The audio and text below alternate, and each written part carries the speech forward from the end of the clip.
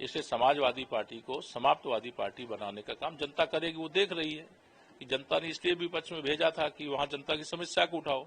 जो चुनाव आयोग के द्वारा कराए गए चुनाव के आधार पर संसद में चुन करके गए हैं, आज वो चुनाव आयोग यानी संवैधानिक संस्था को आंख दिखा रहे हैं, धमकी दे रहे हैं। इसलिए संवैधानिक संस्थाओं पर सवाल उठा रहे हैं, सेना पर सवाल उठा रहे हैं, आयोग पर सवाल उठा रहे हैं, तो अदालत पर सवाल उठा रहे हैं। तो इसका मुद्दा विहीन समाजवादी पार्टी है, सदन का समय बर्बाद करने वाली समाजवादी पार्टी है, जनता की समस्या उठाने में जो असमर्थ हो गई वो समाजवादी पार्टी है।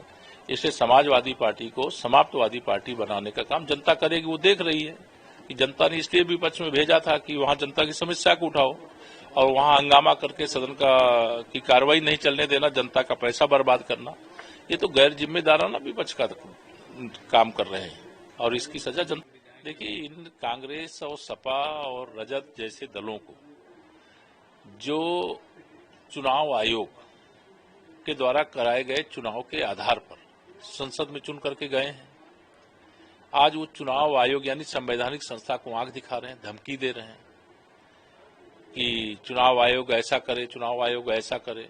संसद में जो मामला देश की सर्वोच्च अदालत के समक्ष विचाराधीन है, नियमानुसार उसमें किसी सदन में उस चर्चा नहीं हो सकती है, लेकिन उस चर्चा के लिए दबाव डालना, यानी ये विपक्ष में बैठ करके जो जनता की समस्या उठाने का जनादेश मिला था, उसका ये खुलेआम उल्लंघन है और जनता इसे देख रही है कि जनता का पैसा बर्बाद करना, जनता का समय बर्बाद करना।